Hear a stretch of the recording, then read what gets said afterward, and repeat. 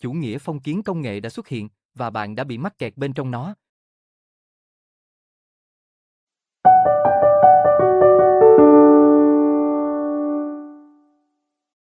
Trước khi có chủ nghĩa tư bản, đã từng có thời kỳ các lãnh chúa phong kiến thống trị và tầng lớp nông nô phục dịch. Một nhóm nhỏ thuộc tầng lớp tinh hoa, các lãnh chúa, kiểm soát đất đai, tài sản và quyền lực, trong khi đại đa số, nông nô, sống trong sự phụ thuộc tuyệt đối, làm việc trên đất đai của các lãnh chúa. Cuộc sống của họ bị chi phối bởi ý muốn của những kẻ cai trị họ. Mục đích tồn tại của họ, làm nô dịch. Và nếu, vì một lý do nào đó, họ rơi vào tình cảnh bất lợi với giới tinh hoa, khi đó, họ có một vấn đề lớn, điều đó có thể đồng nghĩa với sự kết thúc của cuộc đời họ, nhưng thời thế đã thay đổi. Nhân loại đã chuyển sang một hệ thống khác mang lại cho đa số nhiều cơ hội và khả năng di chuyển hơn. Nhìn vào tình trạng bóc lột dai dẳng và bất bình đẳng sâu sắc, chúng ta nhận thấy rằng chủ nghĩa tư bản không phải là không có sai sót. Hầu hết mọi người tồn tại bằng cách trao đổi thời gian và sức lao động để lấy tiền lương, trong khi các nhà tư bản hưởng lợi từ công việc của họ. Tuy nhiên, so với chế độ phong kiến, chủ nghĩa tư bản mang lại nhiều tự do cá nhân hơn. Ở một mức độ nào đó, chúng ta có thể định hình cuộc sống của mình thay vì bị kết án làm nô lệ. Tuy nhiên, theo một số nhà tư tưởng, chủ nghĩa tư bản như chúng ta biết đang chết dần chết mòn. Thay vì tiến tới một hệ thống tốt hơn, như những người nông nô đã làm trước chúng ta đã rơi vào một điều tồi tệ hơn nhiều, ít nhất là theo Yanis Varoufakis, người đã trình bày phân tích của mình trong cuốn sách Technophobia, What Killed Capitalism. Chủ nghĩa phong kiến công nghệ, điều gì đã giết chết chủ nghĩa tư bản? Vậy, chủ nghĩa phong kiến công nghệ là gì? Nó ảnh hưởng đến chúng ta như thế nào? Và tại sao việc thảo luận về vấn đề này lại quan trọng? Đừng lo, tôi sẽ nói về kinh tế một cách ngắn gọn và dễ hiểu nhất có thể. Để có cái nhìn tổng quan chi tiết hơn về kinh tế và lịch sử của chủ nghĩa phong kiến công nghệ, tôi khuyên bạn nên đọc cuốn sách của Varoufakis. Tôi quan tâm hơn đến việc chủ nghĩa phong kiến công nghệ, nếu nó thực sự đang hình thành, có ý nghĩa gì đối với những người bình thường như bạn và tôi? Nó tác động như thế nào đến những thứ như sự tự do, tính tự lập hoặc sức khỏe tâm thần? Còn điều kiện làm việc, quyền riêng tư và khoảng cách giữa người nghèo và người giàu thì sao? Và chúng ta có thể làm gì trước thực trạng này? Việc thực hiện video này đã khơi dậy nhiều cảm xúc lẫn lộn, không phải vì tôi không thích chủ đề này, nó rất hấp dẫn, nhưng nó cũng khá đáng lo ngại. Tôi sẽ suy nghĩ về điều này một chút ở phần cuối. Hãy cùng khám phá chế độ phong kiến công nghệ và ý nghĩa của nó đối với cuộc sống và phúc lợi chung của chúng ta. Nếu bạn muốn ủng hộ kênh này, hãy giúp kênh một lượt thích và đăng ký, cảm ơn và tôi hy vọng bạn sẽ thích video này. Trở lại thời phong kiến. Quay trở lại thời kỳ phong kiến, nếu bạn muốn kiếm sống, bạn phải tự sản xuất ra phương tiện sinh tồn của mình, chủ yếu là thực phẩm. Nhưng để trồng thực phẩm, bạn cần có đất. Và đất đai không phải là thứ bạn có thể dễ dàng mua được. Nó không phải là một loại hàng hóa theo nghĩa hiện đại. Thay vào đó, nó được kiểm soát bởi giới quý tộc và được truyền lại thông qua thừa kế, chinh phục hoặc sắc lệnh của hoàng gia. Hệ thống cứng nhắc này có nghĩa là những người không sở hữu đất đai, tức là nông dân, không có cách nào khác ngoài việc làm nông nô trên đất của lãnh chúa phong kiến. Tôi trích dẫn, trong thời kỳ phong kiến, nền kinh tế không có sự lựa chọn kinh tế thực sự. Nếu bạn sinh ra trong tầng lớp quý tộc địa chủ, bạn sẽ không bao giờ nghĩ đến việc bán đất tổ tiên của mình. Và nếu bạn sinh ra là một nông nô, bạn buộc phải làm việc trên đất của địa chủ mà không hề có ảo tưởng rằng một ngày nào đó, bạn có thể sở hữu đất đai cho riêng mình. Kết thúc trích dẫn. Các lãnh chúa phong kiến không làm việc, nông nô làm tất cả. Giữ lại một phần sản phẩm của mình trong khi giao phần còn lại cho lãnh chúa hoặc chư hầu của ông ta. Cống phẩm này thường bao gồm ngũ cốc, thịt, rau và các hàng hóa khác được sản xuất trên đất đai. Vì vậy, nông nô bị ràng buộc với đất đai vì về mặt kinh tế, họ hoàn toàn phụ thuộc vào lãnh chúa phong kiến. Bây giờ, liệu có ngớ ngẩn khi so sánh hoàn cảnh kinh tế ngày nay với thời kỳ phong kiến không? Chỉ cần nhìn xung quanh. Chúng ta sở hữu nhà, điều hành doanh nghiệp và nhận lương từ công sức lao động của mình. Sếp của bạn có thể là một kẻ khó chịu. Nhưng chắc chắn ông ta không phải là một lãnh chúa phong kiến đang vắt kiệt lương thực của bạn trong khi bạn phải làm việc quần quật trên mảnh đất mà bạn không bao giờ có thể sở hữu, hoàn toàn phụ thuộc vào ý thích của ông ta, nhưng nếu nhìn sâu hơn, một sự chuyển dịch đã diễn ra. Tiền thuê đám mây. Ngày nay, nhiều người đã làm việc trong những điều kiện không liên quan đến ông chủ hay người quản lý mà là thứ gì đó khác, một hệ thống hoặc nền tảng cho phép mọi người tiếp cận công việc theo các điều kiện và quy tắc của họ, bao gồm cả việc bạn phải nộp 1% thu nhập của mình cho các nền tảng này. Thông thường, Các nền tảng này cho phép bạn quyết định khi nào và làm việc bao nhiêu giờ, và người quản lý cấp trung khó chịu chỉ đạo và thở phì ngay sau gáy bạn suốt cả ngày sẽ không còn là một phần của phương trình nữa. Hãy lấy YouTube làm ví dụ. Khi bạn tham gia chương trình hợp tác, bạn sẽ kiếm được tiền từ quảng cáo. Tính đến thời điểm hiện tại, 55% doanh thu từ kênh của bạn sẽ thuộc về bạn với tư cách là người sáng tạo và 45% sẽ thuộc về YouTube. Miễn là bạn tuân thủ các nguyên tắc, bạn có quyền tự do sáng tạo, và nếu bạn nhận được nhiều lượt xem một cách liên tục, bạn thậm chí có thể biến YouTube thành một công việc toàn thời gian. Nghe có vẻ khá ổn phải không? Đối với nhiều người, bao gồm cả tôi, đây là cơ hội lớn để kiếm tiền từ sự sáng tạo. Tôi nợ nền tảng này rất nhiều nên tôi rất biết ơn, kênh này sẽ không tồn tại nếu không có nó. Nhưng bỏ qua những điều tốt đẹp đó, Varoufakis cho rằng thỏa thuận giữa tôi và YouTube thực chất là một ví dụ về chủ nghĩa phong kiến công nghệ, điều này biến tôi thành một nông nô. Bạn thấy đấy, YouTube không tự tạo ra nội dung, ngoại trừ một số video hướng dẫn và thông tin về nền tảng này. Phần lớn nội dung đều do người dùng tạo ra. Vì vậy, sản phẩm chính của nó không phải do chính YouTube tạo ra. Không giống như Ford, công ty tự sản xuất sản phẩm, ô tô. YouTube hoàn toàn dựa vào nội dung do người dùng tạo ra.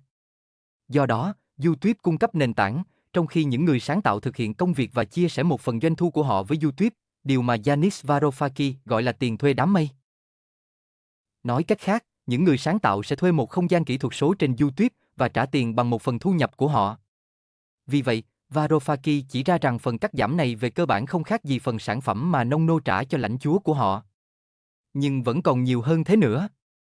Hãy cùng xem xét một siêu nền tảng khác, thuộc sở hữu của một anh chàng thích du thuyền đến mức đã mua một chiếc trị giá 500 triệu đô la. Chủ nghĩa tư bản muôn năm, phải không?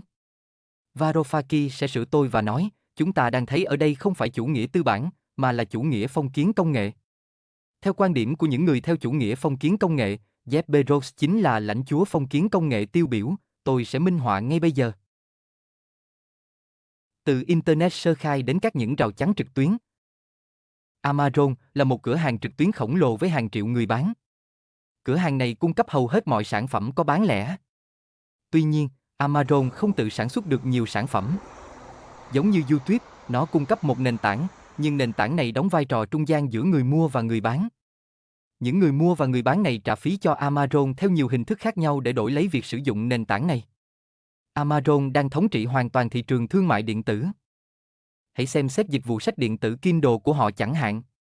Hiện nay, sách điện tử Kindle chiếm 83% doanh số bán hàng tại Hoa Kỳ và 68% trên toàn thế giới. Đối với nhiều nhà xuất bản độc lập, doanh số bán sách phụ thuộc rất nhiều vào Amazon. Tôi cũng không khác gì, sách của tôi cũng được bán ở đó, khiến tôi phụ thuộc phần lớn vào nền tảng này.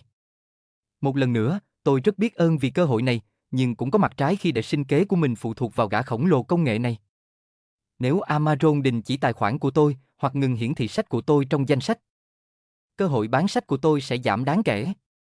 Ngoài ra, tôi không có tiếng nói về bất cứ điều gì xảy ra trên nền tảng này. Không có nền dân chủ nào trong Big Tech. Họ đặt ra các quy tắc, chính sách và thiết kế các thuật toán quyết định sản phẩm và nội dung nào được nhìn thấy, và sản phẩm và nội dung nào bị ẩn. Cửa hàng sách của tôi không phải của tôi, đó chỉ là không gian tôi thuê của Jeff, anh ấy có thể lấy lại bất cứ khi nào anh ấy muốn. Gần đây Facebook đã xóa trang của tôi mà không đưa ra lý do. Tôi không có tiếng nói trong việc này vì tôi không sở hữu trang đó. Nhưng bạn vẫn có thể nghĩ, để làm sao bạn có thể so sánh những nền tảng này, những công ty như Amazon, YouTube hay Facebook với các điền trang của các lãnh chúa phong kiến thời Trung Cổ? Đó không phải là một trò chơi hoàn toàn khác sao? Theo Varoufakis, bản chất là như nhau. Chế độ phong kiến công nghệ không liên quan đến đất đai, đó là về không gian đám mây. Và do đó, những người theo chủ nghĩa phong kiến trong một xã hội công nghệ phong kiến là những người theo chủ nghĩa những gì lãnh chúa trên đám mây. Nhưng dù sao thì đất liền và không gian mây không phải là hai thứ hoàn toàn khác nhau sao? Varoufakis so sánh Internet thời kỳ đầu với đất đai chung thời Trung Cổ, vùng đất không ai thực sự sở hữu, nơi nông dân có thể tự do trồng trọt lương thực. Theo thời gian, các chủ đất đã rào những khu đất chung này để sử dụng riêng. Được gọi là khu vực rào chắn, khiến nông dân phải phụ thuộc vào chủ đất để tiếp cận đất đai và kiếm sống. Bây giờ, giống như những chủ đất này đã bao vây đất công, Big Tech đã bao vây Internet. Khi Internet ban đầu bao gồm nhiều không gian độc lập, như trang web công thức nấu ăn của dì bạn hoặc diễn đàn trực tuyến Final Fantasy cũ mà tôi từng tụ tập khi còn là một thiếu niên, Big Tech đã biến nó thành những khu vực bao quanh khổng lồ, thuộc sở hữu của các nền tảng mạnh mẽ, là nơi sinh sống của hàng triệu nông nô công nghệ. được nuôi dưỡng bởi những công nhân lương thấp, Varoufakis gọi là những người vô sản đám mây. Theo Varoufakis, sự chuyển dịch từ chủ nghĩa tư bản sang chủ nghĩa công nghệ có nhiều hậu quả, không chỉ đối với cách chúng ta làm việc hoặc tiến hành kinh doanh mà còn đối với cuộc sống của chúng ta nói chung. Giả sử chúng ta đi theo toàn bộ khái niệm về chủ nghĩa phong kiến công nghệ, hệ thống này có tác động gì? Cuộc sống của chúng ta trông như thế nào trong một xã hội phong kiến công nghệ? Chúng ta hãy bắt đầu với những cá nhân kiếm sống thông qua các nền tảng trực tuyến ngày nay. Nông nô kỹ thuật số, một câu hỏi hiện sinh. Hãy tưởng tượng bạn là một tài xế. Bạn đã lái xe nhiều năm cho một số công ty taxi và làm tài xế riêng, và bạn khá giỏi việc đó. Bây giờ hãy tưởng tượng rằng, tại một thời điểm nào đó, cách duy nhất để kiếm sống bằng kỹ năng của bạn là thông qua các nền tảng trực tuyến cụ thể. Hơn nữa, sử dụng các nền tảng này có nghĩa là bạn phải chia sẻ một phần thu nhập của mình cho họ. Về cơ bản, bạn phải trả tiền thuê nhà để làm việc. Chủ sở hữu nền tảng không tự lái xe. Họ ngồi lại và xem những người bị buộc phải sử dụng nền tảng của họ tạo ra thu nhập cho họ, khiến họ trở nên vô cùng giàu có. Đối với nhiều tài xế, những gì tôi vừa mô tả là thực tế, vì họ đang làm việc cho những nền tảng như vậy và thường thì sinh kế của họ phụ thuộc vào nó. Một ví dụ nổi tiếng là Uber, nơi mọi người sử dụng xe riêng của họ để vận chuyển mọi người. Cả tài xế và khách hàng đều sử dụng cùng một nền tảng, đóng vai trò là bên trung gian và hưởng một phần thu nhập của tài xế. Sự khác biệt chính giữa làm việc cho một công ty taxi truyền thống và làm việc cho Uber là: với Uber, bạn không được quản lý bởi một ông chủ mà là bởi một thuật toán. Điều tương tự cũng áp dụng cho những người sáng tạo nội dung trên YouTube và người bán hàng trên Amazon. Chắc chắn, thuật toán không cằn nhằn hay than vãn như một số ông chủ và nhà quản lý, nhưng việc đối phó với một thế lực vô nhân đạo như vậy, hoạt động thay mặt cho lãnh chúa phong kiến công nghệ, có những nhược điểm. Hãy xem xét những câu chuyện của những người lái xe cho Uber và các ứng dụng tương tự, như được đưa tin trên The Guardian. Một tài xế ẩn danh gọi việc làm việc cho thuật toán là một cơn ác mộng thực sự. Mức lương của họ thay đổi liên tục, cũng như khả năng tìm được việc làm, ngay cả khi nhu cầu cao, hệ thống đôi khi vẫn tuyên bố là không có việc làm. Và vì mọi thứ đều được tự động hóa nên không có ai hỏi tại sao. Làm việc như một nông nô cho các nền tảng như Uber không biến bạn thành một nhân viên, bạn chỉ là một người dùng thuê không gian trong thủ đô đám mây của họ để kiếm tiền. Nếu họ muốn bạn ra đi, họ không cần phải tuân theo luật lao động. Họ có thể chỉ cần đình chỉ tài khoản của bạn. Thông thường, khi bạn bị sa thải khỏi vị trí nhân viên, bạn sẽ tìm một công việc khác. Nhưng nếu công việc kiếm sống của bạn là lái xe chở người hoặc giao đồ ăn, và bạn bị cấm trên một trong những nền tảng này, cơ hội kiếm thu nhập từ sức lao động của bạn sẽ giảm đi rất nhiều. Ví dụ, các nền tảng như Grab và Gojek đã độc quyền kinh doanh dịch vụ xe ôm ở một số quốc gia Đông Nam Á. Những người bị cấm khỏi các nền tảng này hầu như không còn lựa chọn nào khác, hoặc như Gen Z thường nói, họ đã bị nấu chín. Nhưng tôi hiểu bạn nghĩ, phải có lý do chính đáng để cấm ai đó khỏi những nền tảng này, nếu hậu quả lại nghiêm trọng đến vậy. Không hẳn vậy. Nhiều tài xế đã bị cấm mà không có lời giải thích hoặc vì những lý do tầm thường, như thời gian chờ đợi lâu hơn một chút. Và một lần nữa, không có ai để nói chuyện. Đôi khi có thể lấy lại quyền truy cập vào nền tảng, nhưng theo những gì tôi nghe được, quá trình này chẳng khác gì một trò hề. Tôi đã trải qua điều tương tự khi Facebook cấm trang của tôi, không có ai để nói chuyện và không có cách rõ ràng nào để kháng cáo. Khi các nền tảng mở rộng, có thể chúng ta sẽ không còn lựa chọn nào khác ngoài việc làm việc cho họ. Nhiều cửa hàng hiện nay phần lớn phụ thuộc vào các nền tảng như Amazon, eBay hoặc Temu, điều này biến họ thành nông nô thay vì là người bán độc lập. Nếu không có những nền tảng này, họ gần như vô hình đối với khách hàng, những người thích mua hàng ở đó vì độ tin cậy, hậu cần và các lợi ích khác. Bây giờ, hãy tưởng tượng nếu mọi ngành công nghiệp đều bị hấp thụ vào các môi trường kỹ thuật số. Điều gì sẽ xảy ra với quyền tự chủ của chúng ta? Theo quan điểm hiện sinh, nếu sự sống còn của chúng ta hoàn toàn phụ thuộc vào việc tuân theo các thuật toán cả ngày, thì chúng ta vẫn là những chủ thể riêng biệt có khả năng hành động hay chỉ là những vật thể đang bị sử dụng? Nếu các nền tảng đặt ra các điều khoản cho cuộc sống của chúng ta, liệu chúng ta có thực sự có thể coi mình là tự do đó, tự do định hình cuộc sống có ý nghĩa và sống đích thực không? Hay chúng ta bị mắc kẹt trong một bản chất giống như nông nô trong quá khứ, đó là chế độ nô lệ, và nếu chế độ tồn tại mặc định của chúng ta liên quan đến việc trở thành một quân cờ được điều khiển bởi một thuật toán, điều đó nói lên điều gì về phẩm giá con người? Bây giờ chúng ta đã khám phá chế độ nông nô phong kiến công nghệ, hãy chuyển sang người tiêu dùng. Suy cho cùng, nông nô có thể gặp khó khăn. Nhưng ít nhất thì khách hàng cũng được hưởng lợi, đúng không? Hãy cân nhắc đến sự tiện lợi, bảo mật và độ tin cậy mà các nền tảng này mang lại, đây quả là một điều may mắn so với trước đây. Nhưng có điều gì đáng lưu ý không? Tác phẩm của Varoufakis cho thấy một con quái vật to lớn, xấu xí ẩn núp trong bóng tối, săn mồi những người sử dụng các dịch vụ này. Quyền tự chủ, lựa chọn của chúng ta có phải là của riêng chúng ta không? Nếu có một điều mà các nhà quảng cáo làm rất giỏi thì đó chính là tạo ra mong muốn. Ý tôi là, mọi người thường không nghĩ đến việc tự mình mua 2 thùng bia Sài Gòn lớn, đó là vì họ đã thấy những quảng cáo trên TV đã gieo vào tâm trí họ ý tưởng này, mong muốn sở hữu sản phẩm này, một quảng cáo hay sẽ tác động đến cảm xúc của mọi người. Và nếu bạn muốn quảng cáo hiệu quả, bạn phải đảm bảo thông điệp của mình đến đúng đối tượng. Ví dụ, cố gắng bán sữa đậu nành cho một người đang theo chế độ ăn thịt có lẽ không phải là một ý tưởng hay. Cố gắng bán một chiếc Tesla cho một nhà sư Phật giáo cũng sẽ không hiệu quả. Vậy, quảng cáo hoạt động như thế nào trong hệ thống phong kiến công nghệ? Hãy cùng gặp Amazon Alexa, một thiết bị dễ thương với giọng nói hấp dẫn, tuyên bố rằng cô ấy tồn tại chỉ để cải thiện cuộc sống của bạn. Hơn nữa, Alexa còn mời bạn huấn luyện cô ấy. Rốt cuộc, cô ấy càng biết nhiều về mong muốn và sở thích của bạn thì cô ấy càng có thể phục vụ bạn tốt hơn. Nhưng đằng sau vẻ ngoài hữu ích của Alexa lại ẩn chứa một thực tế khác. Rõ ràng là Alexa lưu lại các bản ghi âm giọng nói và tương tác của người dùng. Đã có những trường hợp ứng dụng ghi lại các cuộc trò chuyện riêng tư mà người dùng không hề hay biết. Nó sử dụng thông tin thu thập được về bạn cho mục đích quảng cáo có mục tiêu và không biết còn mục đích nào khác nữa không. Amazon Alexa chỉ là một ví dụ về cách các nền tảng thu thập thông tin người dùng. Facebook, Instagram và Google đều làm điều tương tự. Google có thể biết nhiều về bạn hơn cả vợ, chồng bạn. Đặc biệt là những gì bạn làm khi anh ấy hoặc cô ấy không ở bên. Về cơ bản, chúng ta đang đánh đổi quyền riêng tư của mình để được tiếp cận các dịch vụ của họ, chẳng hạn như xây dựng sự hiện diện trên mạng xã hội Instagram hoặc yêu cầu trợ lý Google mở rèm cửa vào buổi sáng. Bạn có bao giờ tự hỏi tại sao hầu hết các phương tiện truyền thông xã hội đều miễn phí không? Có phải Zuckerberg chỉ là nhà từ thiện nhân từ muốn chia sẻ công nghệ của mình một cách miễn phí để cải thiện cuộc sống của chúng ta không? Tất nhiên là không. Mọi người dành toàn bộ cuộc sống của mình trên Facebook khiến nó trở thành mỏ vàng thông tin về sở thích, nhu cầu, hoạt động, vân vân của chúng ta. Đây là công cụ tiếp thị hoàn hảo. Chúng ta có thể sử dụng Facebook miễn phí vì chúng ta chính là sản phẩm. Hơn nữa, chúng ta còn làm việc miễn phí cho các nền tảng bằng cách định hình hồ sơ truyền thông xã hội của mình. Chúng ta đang giúp họ phát triển và chúng ta làm điều đó miễn phí. Varoufakis tuyên bố, cuộc cách mạng thực sự mà tư bản đám mây đã gây ra cho nhân loại là việc biến hàng tỷ người trong chúng ta thành những nông nô sẵn sàng làm việc không công để tái tạo vốn đám mây vì lợi ích của chủ sở hữu. Kết thúc trích dẫn. Theo Varoufakis, quảng cáo được nhắm mục tiêu và phù hợp tràn ngập trên các thiết bị của chúng ta hàng ngày ảnh hưởng rất lớn đến lựa chọn của chúng ta. Các nhà quảng cáo không chỉ cho chúng ta thấy sản phẩm, họ tạo ra những ham muốn của chúng ta, cẩn thận sắp xếp quảng cáo phù hợp với danh tính, sở thích mới nhất và điểm yếu của chúng ta. Đây không chỉ là quảng cáo mà là quảng cáo theo kiểu cường điệu.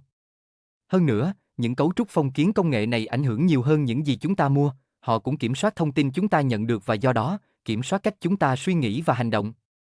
Vì các nền tảng này hiểu chúng ta rất rõ nên thuật toán của họ biết nội dung nào có khả năng thu hút chúng ta và giữ chúng ta ở lại nền tảng. Có vẻ như là một ý tưởng hay khi chúng ta chỉ được nhìn thấy những thứ mà chúng ta quan tâm. Nhưng nó cũng dẫn đến một hình ảnh rất méo mó về thực tế. Ví dụ, nếu bạn có quan điểm chính trị cụ thể, bạn sẽ thấy không chỉ nội dung liên quan đến quan điểm này mà còn cả những điều thường khiến máu bạn sôi lên. Mồi nhử giận dữ sẽ nhận được lượt nhấp chuột, các thuật toán biết điều đó rất rõ. Nếu bạn ghét những người đi đại tiện trên đường phố, bạn có thể chắc chắn rằng thuật toán sẽ tràn ngập nội dung về những người như vậy, cuối cùng khiến bạn tin rằng có người đang đi đại tiện ở mọi con hẻm và mọi góc phố. Bên cạnh thực tế bị bóp méo, việc tiêu thụ thông tin quá chọn lọc này cũng có thể dẫn đến sự hình thành các buồng phản âm, thường gây ra sự cực đoan và trong một số trường hợp là bạo lực. Kiểm soát thông tin có nghĩa là tác động đến suy nghĩ của mọi người, từ đó quyết định hành động của mọi người. Ví dụ, nếu bạn muốn tác động đến các cuộc bầu cử, thì việc kiểm soát thông tin là điều quan trọng, đó là điều mà Đức Quốc xã đã hiểu rất rõ vào thời điểm đó. Mối nguy hiểm của chủ nghĩa phong kiến công nghệ là nhóm tinh hoa nhỏ bé cai quản thủ đô điện toán đám mây sẽ kiểm soát nguồn cung cấp thông tin theo cách mà Joseph Goebbels chỉ có thể mơ ước. Không phải ngẫu nhiên mà Marx mua Twitter, ông nhận ra sức ảnh hưởng to lớn khi kiểm soát được thị trường điện toán đám mây này. Vì vậy, bây giờ chúng ta đã hiểu được mức độ công nghệ lớn ảnh hưởng đến hành vi và suy nghĩ của chúng ta như thế nào. Chúng ta có thể tự hỏi, liệu lựa chọn của chúng ta có thực sự là của chính chúng ta không? Đối phó với chủ nghĩa phong kiến công nghệ. Chủ nghĩa phong kiến công nghệ không chỉ bao gồm những điều cơ bản mà tôi đã đề cập trong video này, chẳng hạn như tác động toàn cầu của nó và cách nó dẫn chúng ta đến một cuộc chiến tranh lạnh mới. Tôi cũng không đi sâu vào chủ nghĩa tư bản, mà theo quan điểm của Varoufakis, đã khai sinh ra chủ nghĩa phong kiến công nghệ. Bạn sẽ tìm thấy những điều này và nhiều hơn nữa trong cuốn sách Chủ nghĩa phong kiến công nghệ, điều gì đã giết chết chủ nghĩa tư bản. Như đã đề cập trong phần giới thiệu, tôi thực hiện video này với nhiều cảm xúc lẫn lộn. Xem xét các vấn đề toàn cầu hiện nay, video này giống như đang ném thêm một thông điệp bi quan và u ám vào đống rác, vậy nên tôi tự hỏi liệu nó có mang lại lợi ích cho khán giả của mình không, đồng thời, tôi nghĩ đây là một chủ đề quan trọng vì nó liên quan đến hầu hết mọi người. Vì vậy, tôi muốn kết thúc bài luận này bằng cách xem xét cách đối phó với những hoàn cảnh thay đổi này. Trong cuốn sách của mình, Varoufakis đề xuất lật đổ các lãnh chúa phong kiến và tạo ra một hệ thống dân chủ. Trong đó chúng ta cùng sở hữu và quản lý các không gian đám mây. Mặc dù tôi hoàn toàn ủng hộ điều đó, nhưng không có gì đảm bảo điều này sẽ xảy ra. Hơn nữa, với việc các địa chủ đám mây, Cloudix, có ảnh hưởng chính trị ở cấp cao nhất, bao gồm cả Donald Trump, con đường củng cố chủ nghĩa phong kiến công nghệ của họ còn rộng mở. Vậy chúng ta có thể làm gì? Epictet nhấn mạnh rằng chúng ta luôn có quyền lựa chọn, đó là điều duy nhất chúng ta thực sự sở hữu và do đó, là điều chúng ta nên trân trọng và bảo vệ. Điều này có nghĩa là họ có thể tác động đến lựa chọn của chúng ta, nhưng chúng ta có thể tránh xa họ càng nhiều càng tốt. Họ có thể cung cấp những sản phẩm và dịch vụ hấp dẫn, nhưng chúng ta có thể từ chối. Họ có thể khai thác dữ liệu của chúng ta, nhưng chúng ta có thể bảo vệ quyền riêng tư của mình. Họ có thể sở hữu phương tiện kiếm sống của chúng ta, nhưng chúng ta chỉ có thể dựa vào họ ở mức cần thiết. Việc rèn luyện những phẩm chất như chủ nghĩa tối giản, tiết kiệm và nhận thức có thể giúp tránh bị vướng vào một cấu trúc về cơ bản phụ thuộc vào sự tham gia của chúng ta. Chúng ta càng ít cần đến họ thì họ càng không sở hữu chúng ta. Nếu chủ nghĩa phong kiến công nghệ tiếp tục phát triển, việc có được một số nền độc lập nhờ những phẩm chất đã nêu còn tốt hơn là không có gì. Và điều đó xứng đáng để chúng ta đấu tranh. Cảm ơn các bạn đã xem.